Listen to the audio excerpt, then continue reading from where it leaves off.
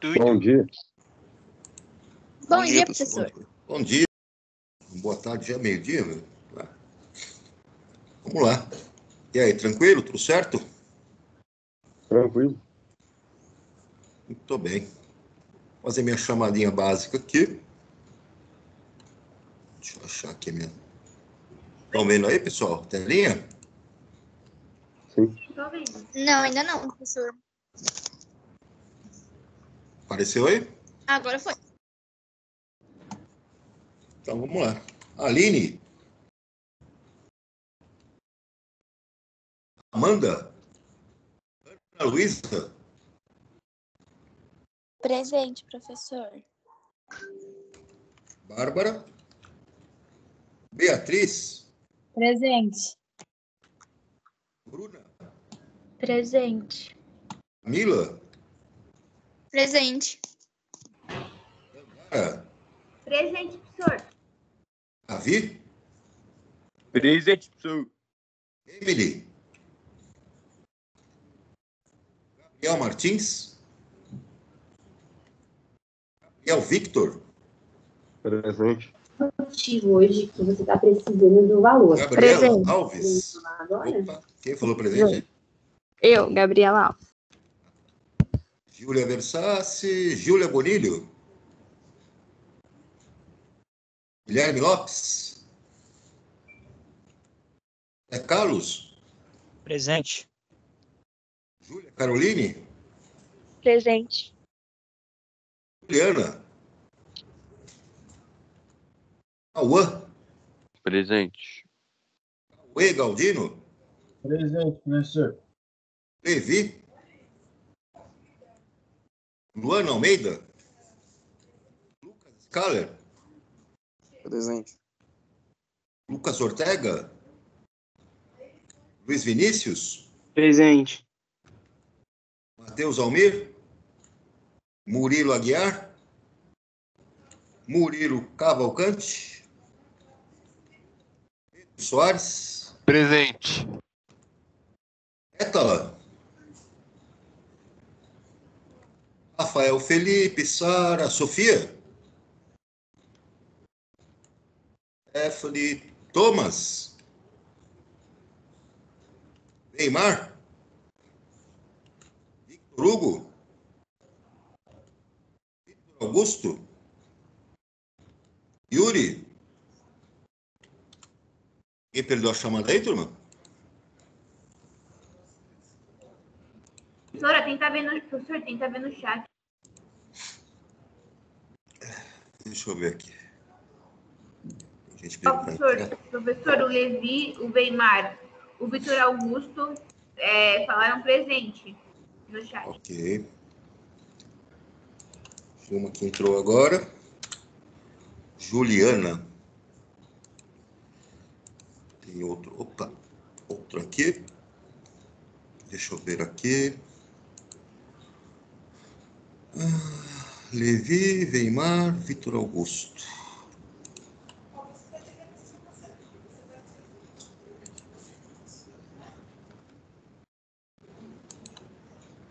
Espera lá.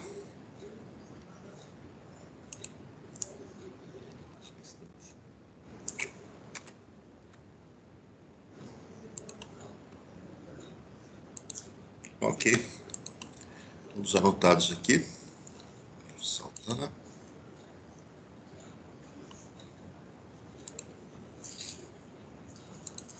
Deixa eu ver uma coisa aqui.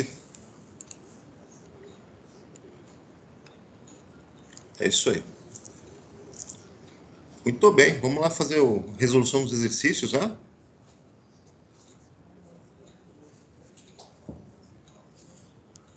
Deixa eu achar minha apostilinha aqui.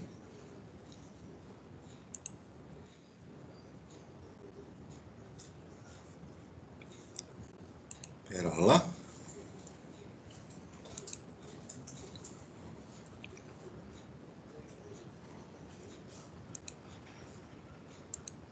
Está dando para ver a apostila aí, turma?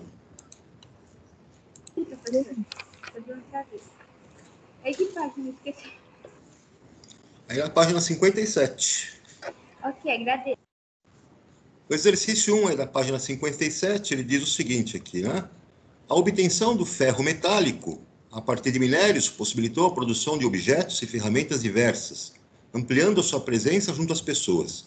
Entretanto, somente por volta de 1200 a.C. que o ferro metálico começou a ser obtido, por meio de seus minerais, em quantidades apreciáveis. Essa época ficou conhecida como Idade do Ferro. Bom, nesse período, o minério e o carvão eram colocados em buraco no solo e aquecidos, e o ar era insuflado manualmente para facilitar a queima do carvão. A partir dessa técnica, era obtido um material facilmente moldável, constituído basicamente por ferro metálico. O processo de obtenção desse material pode ser descrito em 3 etapas. Aí vem o que nos interessa, né? Fora a aula de história da idade do ferro lá que ele deu. Primeiro, combustão incompleta do carvão na presença de oxigênio molecular, formando monóxido de carbono. Então, no item A, ele está pedindo aqui, né, para escrever as equações químicas correspondentes à etapa 1 e 2 do processo. Então, etapa 1, combustão do oxigênio e a combustão incompleta, né, formando monóxido de carbono. Essa reação aqui, então, envolve, vou escrever aqui, ver se dá para enxergar, o carbono sólido vai reagir com oxigênio molecular, O2, gasoso. E se a combustão é incompleta, o que vai formar de produto é o CO, o monóxido de carbono, CO, gasoso. O balanceamento pede 2 oxigênios nos reagentes, tem que pôr o 2 aqui na frente nos produtos. E como tenho 2 carbonos nos produtos, eu coloco 2 carbonos nos reagentes. Aí a equação balanceada da primeira etapa. Na etapa 2, ele fala que a reação do monóxido de carbono com óxido de ferro, por exemplo, Fe2O3, origina óxido de ferro 2, FO, e dióxido de carbono. Então, essa reação, para equacioná-la, diz que o CO, gasoso, está lá, primeiro reagente, vai reagir com óxido de ferro 3, Fe2O3, Fe2O3, que é um sólido,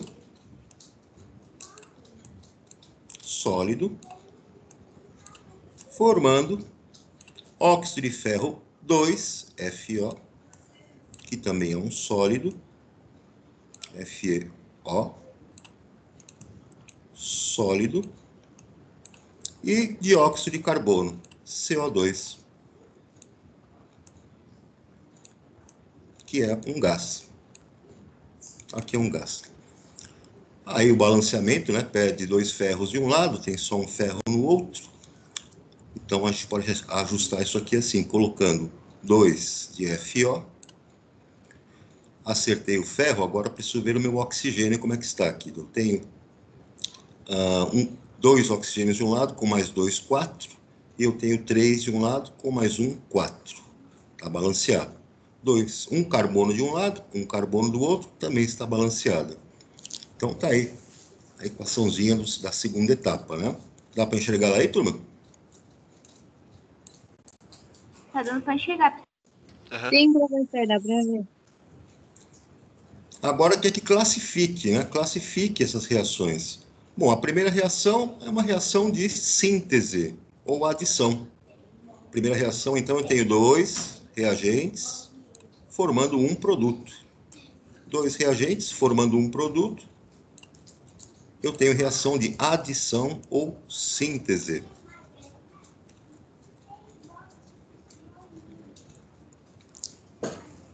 Na segunda reação, eu tenho aqui, então, né, essa etapa 2, a reação do monóxido, né, com óxido de ferro. A gente ainda, na verdade, né, nessa segunda reação, a gente não pode classificar dentro daqueles 4 grupos, né, de reações. Não é nem uma adição, não é nem uma reação de decomposição, nem uma simples troca e nem uma dupla troca. Essa reação, infelizmente, o exercício colocou para vocês uma reação de oxidorredução. que vocês vão estudar somente o ano que vem. Não é legal esse autor do livro, cara? Não é bacana esse cara? Como é que você ia classificar a segunda reação? É uma reação de óxido-redução. Então, anotem aí, só para constar, mas não dá para vocês, né? Não daria para vocês saberem disso agora. Professor, a gente está com esse mesmo problema em matemática. Está caindo coisa do conteúdo do terceiro ano do ensino médio. Então... até... Esses detalhezinhos às vezes escapam, né? O cara faz um exercício, mas ele faz um exercício, né, geral, mas tem conteúdos que não viram ainda, né? Aí complica. No item B, a ferrugem, cujo componente principal é o óxido de ferro 3, é resultante da combinação do ferro com o gás oxigênio presente no ar. E aí, ele quer que eu faça o quê aqui? Será que ele quer que eu escreva a equação? Deve ser isso, né? Então, vamos lá, escrever a equação lá da formação da ferrugem. Na verdade, ela não é tão simples como eu vou colocar aqui, mas, basicamente, o ferro sólido, tem várias etapas nesse processo, vocês vão aprender em reações de óxido-redução também. Ele vai combinar com o oxigênio. Professor? Oi. Lá em vermelho, tá? É o ferro, o 2 e o oxigênio, mas... O óxido, desculpa. Mas qual é o número embaixo que eu estou enxergando? Aqui? É só Fe... Não, em vermelho. O anterior. Aqui, Fe2... Por favor. Fe2O3. Ok, Sólido. agradeço. Então, ferro vai se combinar com o oxigênio do ar, né? Uma reação simplificada. Vai formar, então, Fe2O3. Então, tá aí que também é um sólido. É o componente da ferrugem. E o balanceamento, então, pede aqui 2 ferros, né? Eu tenho um ferro só. O que eu vou fazer? Colocar um 2 aqui na frente do ferro. E oxigênio eu tenho 3 e 2 de um lado. Então, o que eu posso fazer para arrumar isso aqui? Coloco 2 no ferro. Aí eu coloco 3 no oxigênio. 3 vezes 2, 6. 2 vezes 3, 6. E arrumo o coeficiente do ferro para 4. Então, aqui vai ficar, na verdade, 4. Balanceamento lá por nossa técnica de tentativa e erro. Então, 4 de ferro de um lado, 4 de ferro do outro. 6 oxigênios de um lado, 6 oxigênios do outro. A equação está aí balanceada. Tudo bem, gente? Tudo, professor. Posso ir adiante aqui? Tudo, professora. Pode. Posso apagar? Posso ir adiante? Por mim, pode. Professor, é que eu quase compartilhei a tela sem querer, por isso. Eu queria colocar no microfone e aí eu cliquei o botão errado. Por mim, pode apagar, professor. Beleza. Tá aí mostrando uma locomotiva. Ela representa a reação química de obtenção da ferrugem. Já escrevi ela aqui, né? E classifica a equação. Vocês viram que a reação de formação de ferrugem, então, é uma reação de adição, ou síntese, né? 2 reagentes, ferro e oxigênio, formando um único produto, o óxido de ferro 3. Então, uma reação de síntese ou adição.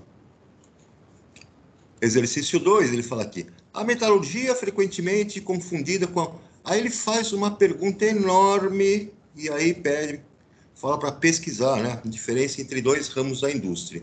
Eu pensei que ia escrever alguma equação, mas ele quer que a gente faça uma pesquisa. Fala que a metalurgia é confundida com a siderurgia. Então, qual que é a diferença básica dos dois, né? Você tem aí na siderurgia o interesse em fazer a extração a partir dos minérios, você retirar um metal de interesse. Então, a siderúrgica vai fazer o quê? Vai cavar lá, na verdade não vai cavar, quem cava é a mineração. Os caras lá fazem a mineração, cavam uma rocha que tem um certo minério, e aí pega esse minério e manda para a siderúrgica. A siderúrgica pega esse minério, faz processos para tirar o metal de interesse. No caso, ele falou da bauxita, né? Que tem o óxido de alumínio. Então, A mineração extrai, né, a bauxita através da exploração mineral, tipo a Vale faz a extração, aí a Vale pega esse mineral, né, bauxita, e vai mandar para uma siderúrgica. Essa siderúrgica vai pegar essa bauxita e vai extrair o alumínio. E aí depois esse alumínio vai ser vendido para a metalúrgica, que vai manipular esse metal para transformá-lo em algum objeto do nosso interesse. Peraí, Então você tem em casa. A mineração manda bauxita para o que? Siderúrgica? E depois vai extrair? Primeiro a mineração vai lá cavar o minério. Cavou o minério, manda o minério, já lá separado, para a siderúrgica. A siderúrgica vai pegar o minério e vai tirar o metal desse minério. E esse metal que foi tirado vai ser mandado para a metalúrgica para poder fazer os objetos que são do nosso interesse. Né? Okay. Então você tem uma panela de alumínio em casa. Opa, uma panela de alumínio aqui bonita. De onde veio? Primeiro, alguém foi lá e cavou o minério. A mineradora extraiu o minério de alumínio, extraiu a bauxita. Essa bauxita foi mandada para a siderúrgica. A siderúrgica fez o quê? Fez um processo lá de eletrólise ígnea e tirou dessa bauxita o alumínio e fez um monte de lingote lá, umas peças enormes de alumínio puro. Esse alumínio depois é mandado para a metalúrgica, que através de processos metais mecânicos, né, prensa, estampa, um monte de usinagem, eles vão fazer a panela. E aí a panela chega até a sua casa. Tranquilo, turma? Tranquilo. O exercício... Beleza. O exercício 3, ele fala, consulte as filas de reatividade para indicar os produtos das equações quando houver ocorrência da equação. Da reação, na verdade, que equação. Então, veja, no primeiro caso, zinco e cloreto de cobre. Se o zinco for mais reativo do que o cobre, a reação ocorre. E, de fato, na fila de reatividade, o zinco é mais reativo. Como é que é a fila de reatividade dos metais? Os mais reativos, metais alcalinos terrosos, depois os metais comuns de transição, né? Zinco, alumínio, chumbo, estanho, manganês, ferro. Depois o hidrogênio e, por último, os metais nobres. Cobre, prata, platina, ouro. Então, o zinco desloca o cobre, ele assume a posição no sal, no lugar do cobre, forma cloreto de zinco e vai liberar o cobre metálico. Ok, turma? Ok. Eu vou falar. A Juliana, Chumbo. o senhor aceitar ela que tá no lobby. De novo? Toda vez. Eu não sei se ela cai a internet. Peraí.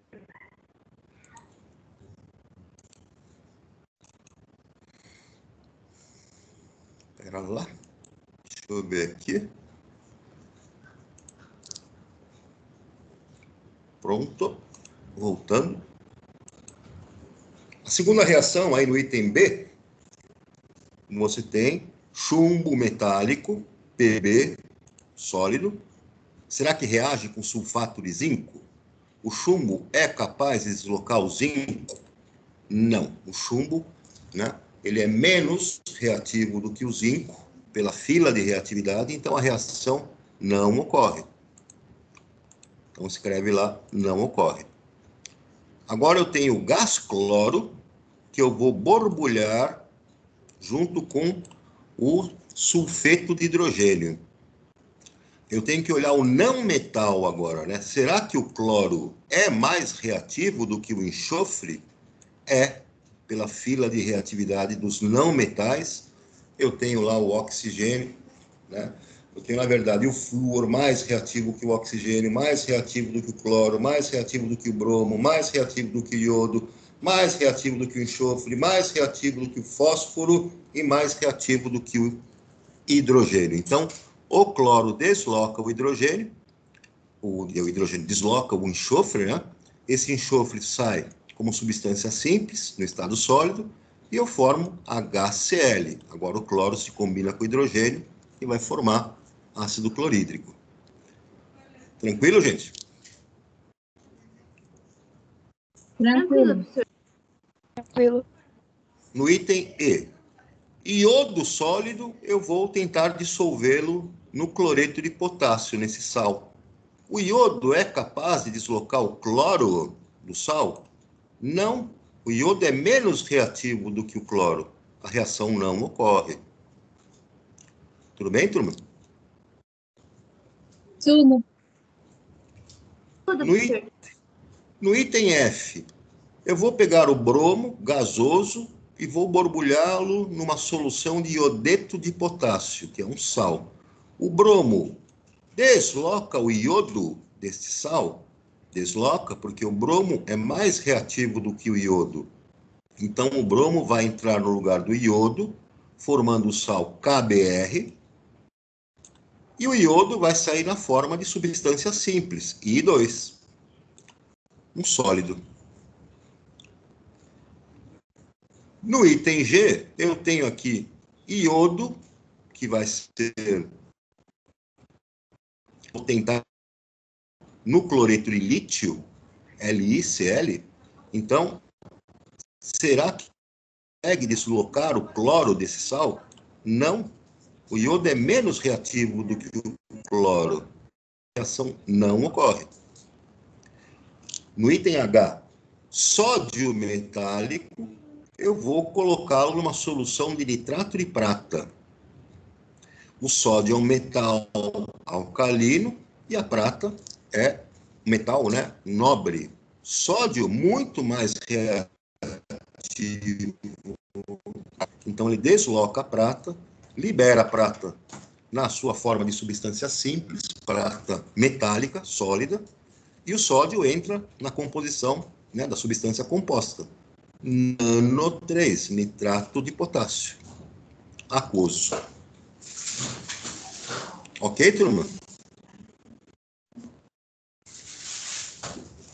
Ok, professor.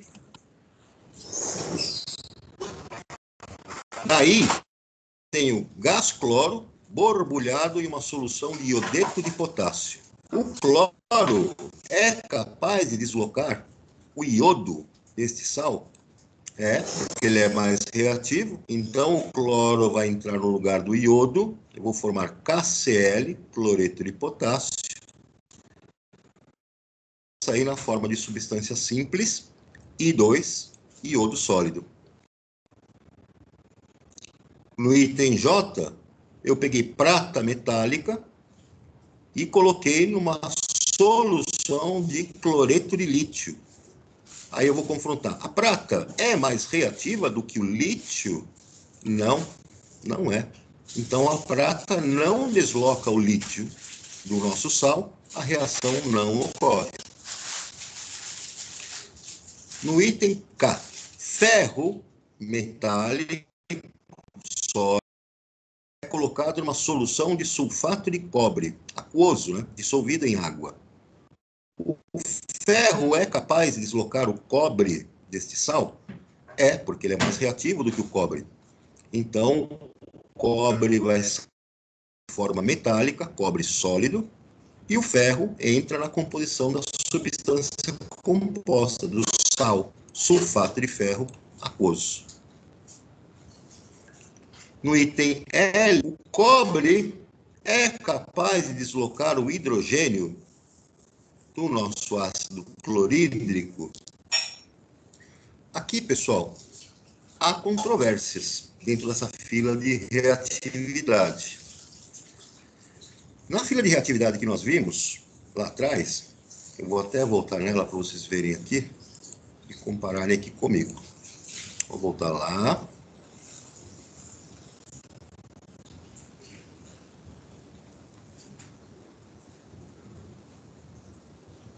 Vocês estão vendo aqui a fila de reatividade? Sim. Estão vendo? Estão vendo que o cobre é menos reativo do que o hidrogênio? Aham. Então, o cobre não desloca, o hidrogênio desloca? Não. Então, por que o cara pôs essa resposta aqui que desloca? Acho que ele Porque é uma bobeou, não bobeou? exceção. Não, não é exceção, não. É que ele realmente deu uma vacilada aqui. Então, aqui, pessoal, nessa questão I, esquece isso aqui. Não ocorre.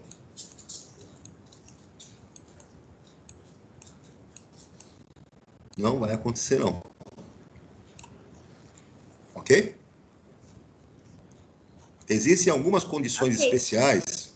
Existem algumas condições especiais onde eu tenho um ácido que consiga deslocar, que consiga um metal, né, deslocar o hidrogênio de um ácido. Uma exceção, vamos dizer assim, um exemplo disso é o que nós chamamos de água régia, que é uma solução que consegue dissolver o ouro, por exemplo, que é um metal nobre e praticamente nada consegue, né, interagir com ele. Mas a água régia é uma mistura de ácido clorídrico com ácido nítrico. E nessa condição especial, consegue acontecer a reação com ouro, nesse caso, né? Mas não no caso do cobre. No item M, eu coloquei sódio na água líquida. Acontece o deslocamento? Acontece, porque o sódio é mais reativo do que o hidrogênio. Tem liberação de energia, professor?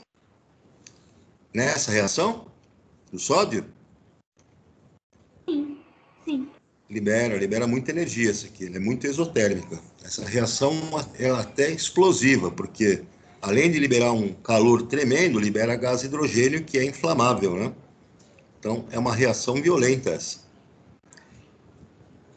Então, a reação ocorre, o sódio vai deslocar o hidrogênio da água, vai, então, entrar no lugar do hidrogênio da água, vai formar hidróxido de sódio, e o hidrogênio da água vai sair na forma de hidrogênio molecular, né? Substância simples, H2. No item N, o enxofre sólido sendo colocado numa solução de brometo de magnésio. O enxofre é capaz de deslocar o bromo do sal? Não, o bromo é mais reativo do que o enxofre, então não ocorre a reação, né? O flúor. O flúor é o elemento, sim, mais eletronegativo da tabela periódica. E, além do que, na fila de reatividade, ele é o mais reativo. Ele praticamente reage com tudo. Então, vejam que se eu colocar flúor gasoso em contato com a água, esse flúor vai deslocar o oxigênio da água, porque ele é mais reativo do que o oxigênio, e eu vou formar aqui HF, ácido fluorídrico, e vai liberar gás oxigênio nesse processo. O flúor ele vai reagir com tudo que vocês possam imaginar. Ele é muito, muito reativo, inclusive com tecidos do corpo humano. Podemos ir adiante, turma? Sim, professor. No exercício 4, Por mim, pode. ok. No exercício 4, ele fala, complete as lacunas das reações de dupla troca. Então, aqui eu coloquei cloreto de sódio com nitrato de prata. Então, o que vai acontecer? O sódio vai procurar o ânion do outro, nitrato. Então, Na vai combinar com NO3, formando nitrato de sódio. E aí eu tenho o ânion cloreto se combinando com cátion prata.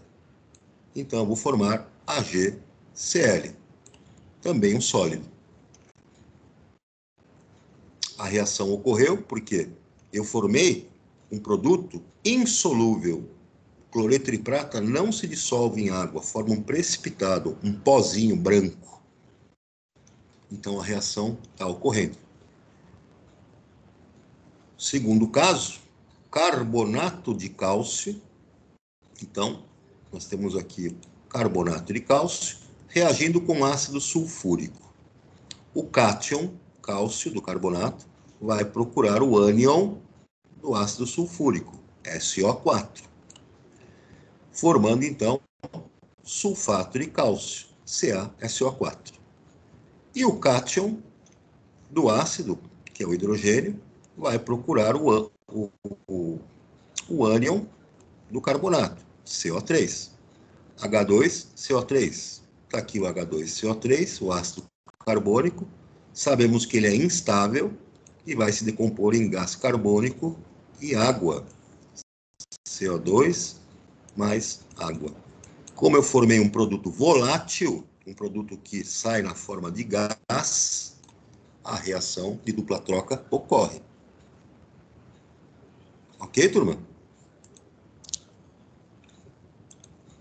Ok.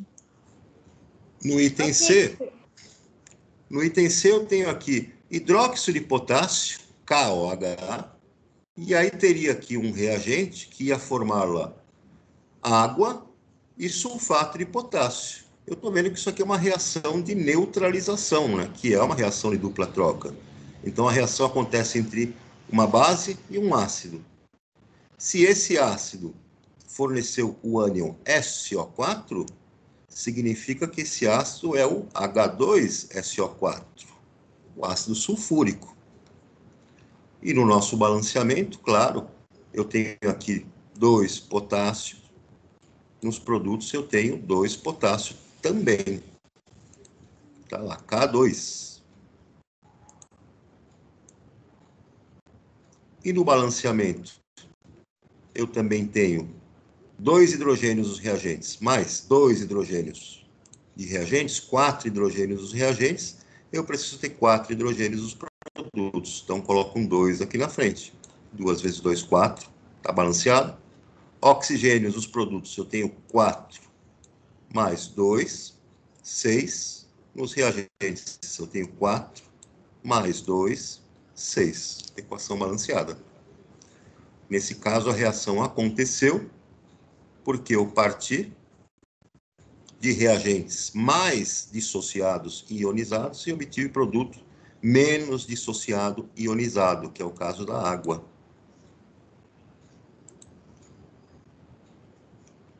Tranquilo até aqui, turma? Tranquilo. No item D, pegou aqui ácido sulfúrico e reagiu com cianeto de potássio.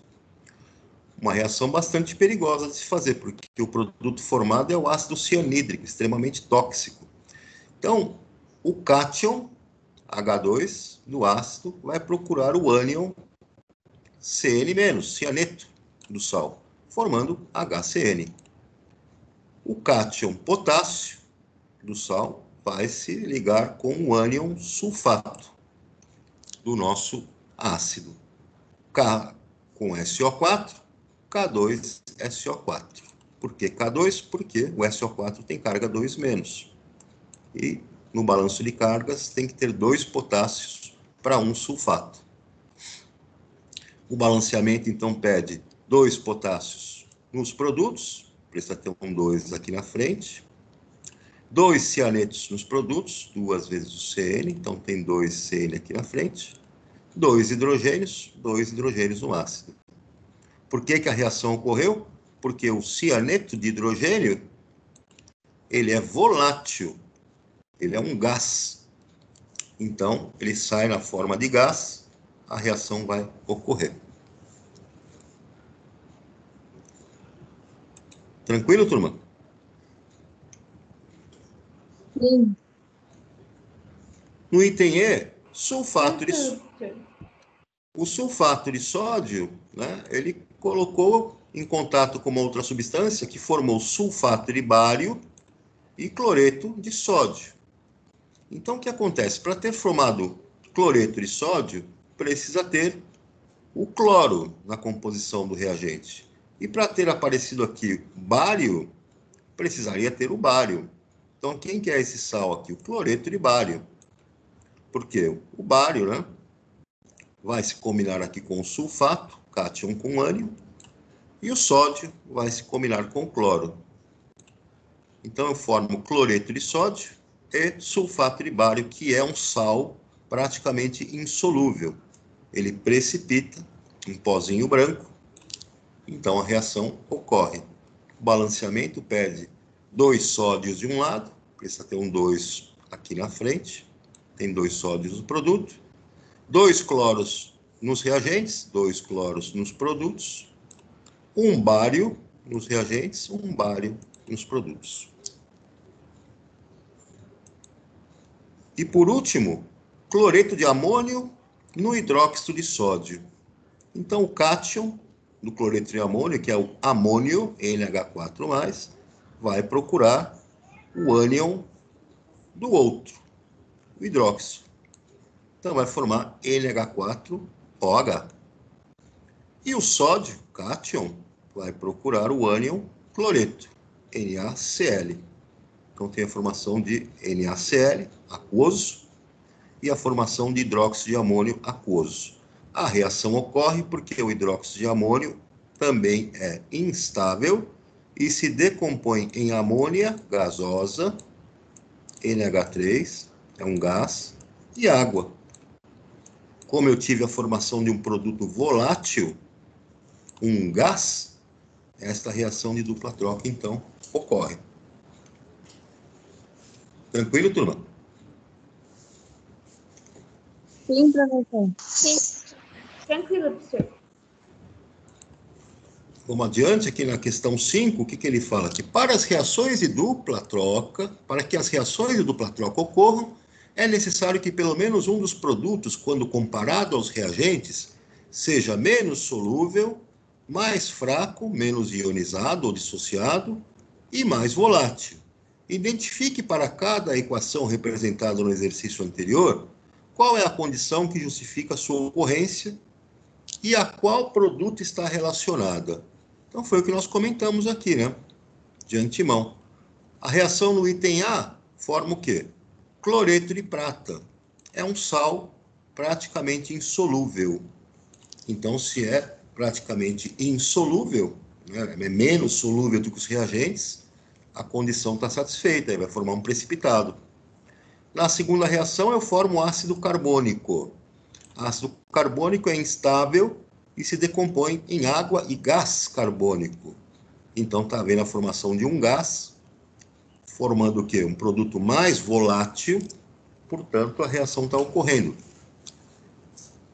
Na terceira, no item C, eu tenho a formação da água líquida.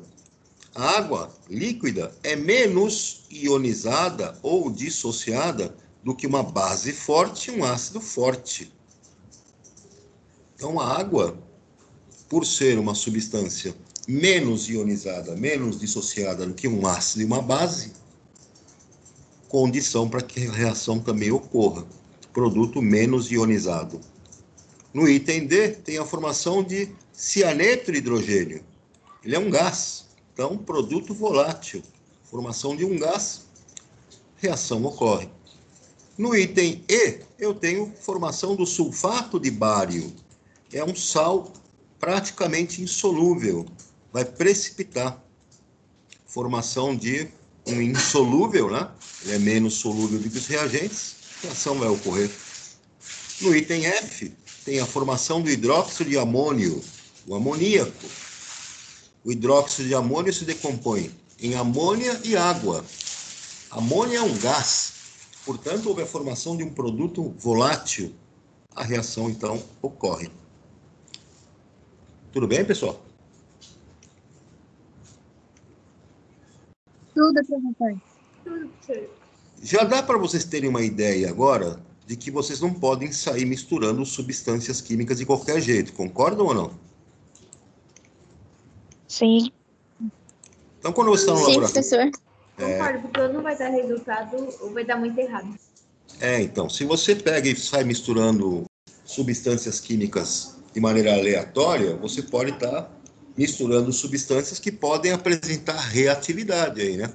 Pode haver a possibilidade de formação de insolúvel, pode liberar gás, e pode ser feito de uma maneira violenta através de explosão, ou pode liberar um gás extremamente tóxico, não é verdade? E você tem, então, várias situações aí de reações que podem ocorrer inorgânicas que você tem que ter muito cuidado ao misturar, né, substâncias químicas. Muito bem. Química em foco. A química da digestão. Então, está aqui ele falando da química da digestão. Professor, então, eu tenho que falar que tem que tomar na 5, para falar o menos solúvel. O A é o menos solúvel, então? O que é menos solúvel? O A, o reagente menos solúvel, é o A, certo? Ou não, eu estou me confundindo. A letra A. A letra A? Isso, por favor. Ah, sim, é o menos solúvel. O cloreto de prata é um sal praticamente insolúvel em água, né? É um sólido, não dissolve em água. Então, se a reação permitir a formação de um produto que é menos solúvel do que os reagentes, ou seja, o cloreto de prata é insolúvel, então a reação ocorre. Ah, ok. Então, tá. Agora entendi. É porque a Cintia estava meio confusa. Desculpa aí. É que eu acabei... Eu tentei acompanhar, mas teve umas que eu perdi. Agradeço. Ok. Então, aqui no Química da Digestão, né, ele mostra aqui reações químicas que fornecem energia. Assim como nos veículos automotivos, o corpo humano necessita de energia para realizar atividades diárias, tais como respirar, andar, correr, falar, pensar, etc. No motor de um carro, o combustível, gasolina, álcool, diesel, se mistura com o oxigênio, liberando a energia necessária para o seu funcionamento. Do mesmo modo, para o funcionamento do nosso corpo, utilizamos a energia de reações químicas que acontecem nas nossas células e que são provenientes dos alimentos. Compostos basicamente de proteínas, carboidratos e gorduras, os alimentos são os fornecedores de glicose, C6H12O6. E para que sejam aproveitados de forma adequada, precisam ser submetidos a um conjunto de transformações físico-químicas, no qual são fragmentados e convertidos em compostos mais simples. Essas transformações têm início na boca durante a mastigação, quando a saliva umedece o alimento e age sobre ele, promovendo a decomposição do amido, que é transformado em outras substâncias. Após, no estômago, moléculas maiores, como as proteínas e gorduras, são convertidas em substâncias pequenas e menos complexas, em um processo chamado de digestão, para serem absorvidas no intestino. Ao final, os componentes são transportados pelo sangue até as células com o consumo de energia. Simplificadamente, podemos afirmar que a energia necessária para todas as transformações responsáveis pelo funcionamento tanto do automóvel quanto do corpo humano é produzida pela reação de combustão entre o combustível e o oxigênio do ar. Muito bem, com base nas informações do texto, responda as questões. Qual a principal fonte de energia para o nosso corpo? Justifique sua resposta. Ora, pessoal, a alimentação, como ele falou aí a partir do texto, nós extraímos o que dessa alimentação aí? Os nutrientes, dentre eles, o principal aí com relação ao fornecimento de energia é a glicose, C6H12O6. Né? Glicose é um carboidrato. É o grupo de nutrientes que tem como principal objetivo extrair energia. Que tipo de reação química ocorre no nosso organismo? A partir do próprio texto, ele está dizendo que é uma reação de combustão, mas é uma combustão controlada, né? Isso é feito a partir de um processo que é chamado de respiração celular. A célula usa a glicose, que foi lá para o sangue, depois que passou pelo processo digestório, e é com essa glicose e o oxigênio que provém da respiração, dentro de uma organela chamada mitocôndria, vai haver, então, um processo de oxidação, né, lenta e controlada dessa glicose para a produção da energia. E a liberação, claro, de água e gás carbônico. Então, se é uma reação de combustão controlada, está envolvendo o quê? Está envolvendo o oxigênio e está envolvendo a formação de gás carbônico e água. Então, a glicose, C6, H12. Peraí, que momento, professor. É reação de combustão o quê? Controlada. Que é HD. C6, H12, O6, glicose. Vai reagir, então, com o oxigênio, O2, e vai formar CO2, gás carbônico, que nós vamos eliminar na respiração, mais vapor de água, que também é eliminado na respiração. E, claro, além disso, vai liberar energia. Esse E de energia aqui.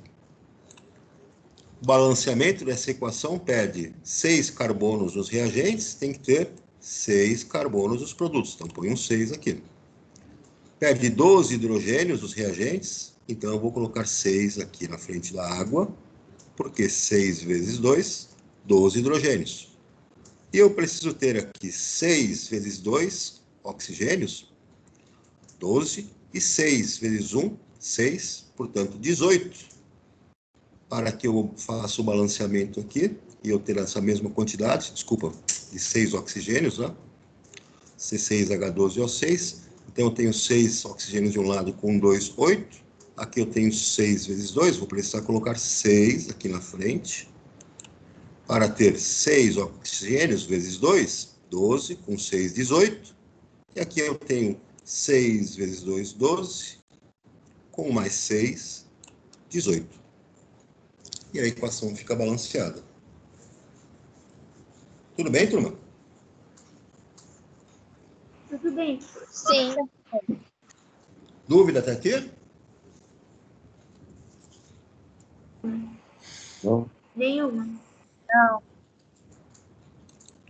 Muito bem. Temos aqui, ó, hora do estudo, para vocês se divertirem, aí na página 59. Então, começa aqui no exercício 1 da página 59 e vai até o exercício, deixa eu ver aqui.